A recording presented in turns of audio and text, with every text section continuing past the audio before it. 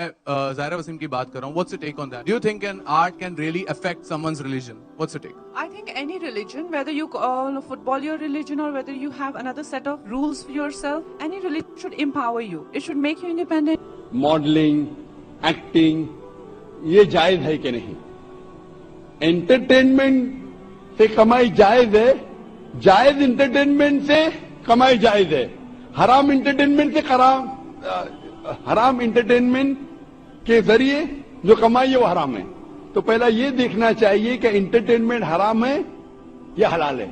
जो भी आपने कहा अक्सर जो टीवी सीरियल है, फिल्म एक्टिंग है, मॉडलिंग है, ये हराम है. कुछ टीवी सीरियल अगर इस्लामिक है और कुरान और हदीस के खिलाफ नहीं है, उसकी कमाई. Give me some examples. और हलाल या हराम? Means for halal. हलाल. Yeah. मैं ऐसा पूछना चाहता एग्जाम्पल दीजिए. मिसाल के तौर पे पीस टीवी पे कोई सीरियल है, पीस टीवी पे Yeah. हमारे बच्चों के एनुअल डे के सीरियल आते हैं, वो बच्चे एक्टिंग कर रहे हैं, लोग को अल्लाह की तरफ लेके आ रहे, वो हलाल है. लेकिन आम तौर पे जो टीवी सीरियल है, आम तौर पे अक्सर टीवी सीरियल हराम है. वो आपको अल्लाह से दूर लेके जाते हैं. उसमें बेहिजाबी होती. जो लोग कपड़े पहने हैं वो कपड़े पहनने के बाद बदन को ज्यादा दिखाते हैं, वो कपड़े सही नहीं होते, इसके अंदर हिजाब नहीं होता.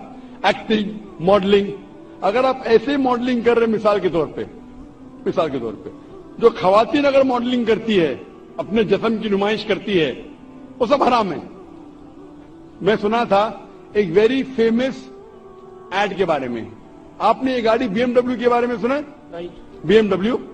BMW गाड़ी बहुत फेमस है, खुसूसन नौजवानों में. मर्सिडीज फेमस है, लेकिन नौजवानों में BMW. मुझे एक जन ने कहा था कि BMW की एक एडवर्टीजमेंट थी जिसके आगे, वो BMW गाड़ी के आगे एक खातून खड़ी है, लड़की खड़ी है बिकिनी पहने हुए, और वो एड में लिखा है test drive her now, who the girl of the car. Test drive her now मतलब आओ इसे चको.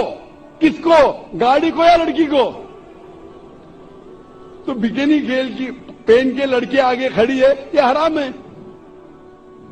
तो ऐसे ऐड के जरिए हम हमारे वालदा, हम हमारी बीवियां, हम हमारे बेटियां को बेच रहे और कहते हैं वुमेन्स राइट. तो अक्सर ये फिल्म के अंदर नंगापना होता है. अगर नंगापना ना होता है, दूसरी कुछ चीज बात जो हराम होती है. तो ऐसे फिल्म में एक्टिंग करना, ऐसी मॉडलिंग करना गलत है. लेकिन अगर आप देखते हैं पीस टीवी पे हमारे मुकर्रिरीन माशाअल्लाह प्रोमो कहते, मॉडलिंग नहीं कहूंगा, लेकिन वो कहते कि ये प्रोग्राम देखो, और वो चलते आ रहे और कोई हिदायत की बात कहते, ये अलाउड है. तो अगर जो चीज एंटरटेनमेंट कुरान और हदीस के खिलाफ नहीं है, हमारे ईश्वर, हमारे खालिक के पैगाम के खिलाफ नहीं, तो जायज है. लेकिन अक्सर ये एंटरटेनमेंट जो आप कह रहे हैं, एक्टिंग, मॉडलिंग, अक्सर हराम है. तो ऐसी हराम चीज के जरिए कमाई भी हराम है, हलाल चीज के जरिए हलाल है. मीडिया अक्सर जब भी कोई मुसलमान जो इस्लाम पे अमल नहीं कर रहा है और इस्लाम के खिलाफ बात करता है, मीडिया उसे हाईलाइट करती है. कोई मुसलमान जो मुसलमान नाम का है, इस्लाम से दूर है, लेकिन इस्लाम के खिलाफ लिखता है तो उसे हाईलाइट करती है. हमारे पास मिसाल है सलमान रश्दी और तस्लीमा नसरीन की. सलमान रश्दी को मीडिया ने इतना हाईलाइट किया, क्यों? क्योंकि वो नाम का मुसलमान था और उसने किताब लिखी थी सैटेनिक वर्सेस इस्लाम के खिलाफ, मोहम्मद सल्लल्लाहु अलैहि वसल्लम के खिलाफ. मीडिया उसे इतना उछालती है कि वो बन जाता है मिलियनर, करोड़पति ओवरनाइट. सैटेनिक वर्सेस के पहले चंद लोग जानते थे. सलमान रश्दी को आज मीडिया ने इतना हीरो बना दिया कि वो करोड़पति, अरबोपति बन गया. क्यों? क्योंकि एक मुसलमान इस्लाम के खिलाफ किताब लिखा, मोहम्मद सल्लल्लाहु अलैहि वसल्लम के खिलाफ लिखा. रहता है यूके में. वो यूके चंद साल पहले, सलमान रश्दी किताब लिखने के पहले, एक अमेरिकन राइटर मार्गरेट थैचर जब प्राइम मिनिस्टर थी, उसके लिए 4 लेटर का वर्ड इस्तेमाल करता है, 4 लेटर का लफ्ज. मैं वो अल्फाज को कह नहीं सकता हूं क्योंकि मैं मुसलमान हूं. Father, uncle, cousin, king. और उस अमेरिकन के ऊपर बैन लग जाता है। हमारी प्राइम मिनिस्टर को फादर अंकल कजन किंग कहता है बैंड। कुछ वक्त के बाद सलमान रश्दी वही प्राइम मिनिस्टर को वही अल्फाज को एक्टिव करता है, father uncle cousin king add कर जाता है ING और उसको अवार्ड देती है गवर्नमेंट। क्यों? क्योंकि उसने इस्लाम के खिलाफ लिखा। वही प्राइम मिनिस्टर मार्गरेट थैचर को वही बुक सैटेनिक वर्सेस में Salman Rushdie, father uncle cousin king और इंग कहता है कई बार। उसी प्राइम मिनिस्टर मार्गरेट थैचर को कहता है,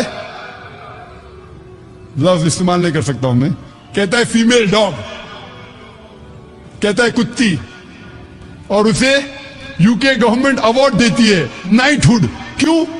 क्योंकि उसी किताब में उसने मोहम्मद सल्लल्लाहु अलैहि वसल्लम के खिलाफ भी लिखा, उसने इस्लाम के खिलाफ लिखा। हमें मानना पड़ेगा उस वक्त इस हिंदुस्तान के प्रधानमंत्री थे राजीव गांधी। राजीव गांधी पहले प्रधानमंत्री थे सारी दुनिया में जब मुसलमान उनके पास गए और बताए कि कितने चीजें खिलाफ लिखी इस्लाम की। अल्हम्दुलिल्लाह सुम्मा अल्हम्दुलिल्लाह राजीव गांधी ने फौरन उस किताब को इंडिया में बैन कर दी।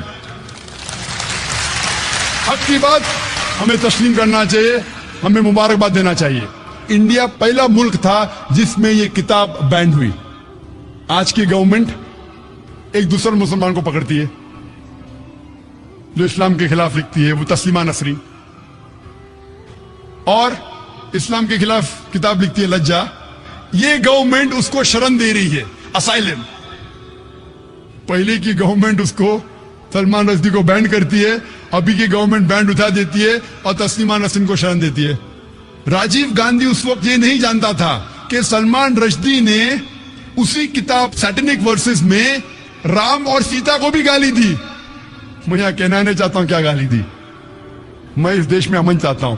उसे ये नहीं पता था कि उसी किताब में सलमान रश्दी ने सीता को भी गाली दी। इस हिंदुस्तान के हिंदू लोग सीता को माता मानते हैं, राम को भगवान मानते, उसको गाली दी। ये राजीव गांधी को पता नहीं था, लेकिन अल्हम्दुलिल्लाह सुम्मा अल्हम्दुलिल्लाह क्योंकि मुसलमानों के खिलाफ उसने लिखी, उसने बैन की, और अल्हम्दुलिल्लाह सुम्मा अल्हम्दुलिल्लाह कई हिंदू जो नहीं जानते थे, जब आप किताब पढ़ेंगे तो पता लगेगा कि हिंदू मजहब के श्री राम और सीता माता को भी गाली दी थी।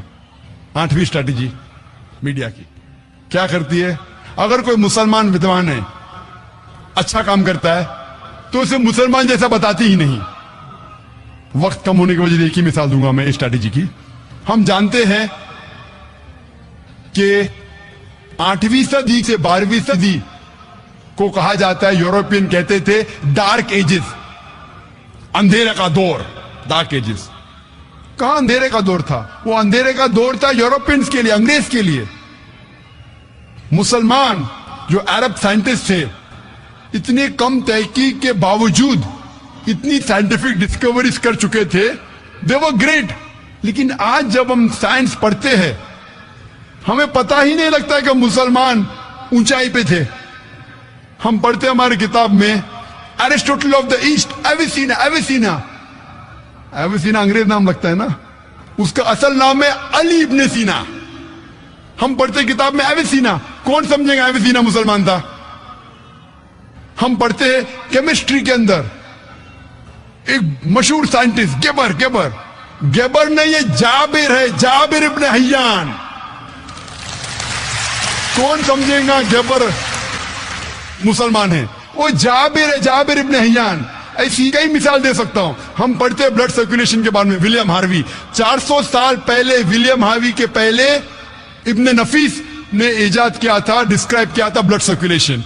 और इब्ने नफीस के 600 साल पहले नाजिल हुआ था कुरान, जिसमें लिखा है ब्लड सर्कुलेशन के बारे में। तो मीडिया क्या करती है? अगर मुसलमान विद्वान है, उसे छुपाने की कोशिश करती है कि वो मुसलमान है। वक्त की किल्लत होने की वजह से सिर्फ 8 स्ट्रैटेजीज का बयान करूंगा मीडिया के बारे में, और यह कहना चाहता हूं, हम मुसलमान, हम जानते हैं कि मीडिया अच्छे काम भी कर सकता है, बुरे काम भी कर सकता है। हम मुसलमानों को इस मीडिया का सही इस्तेमाल करना चाहिए।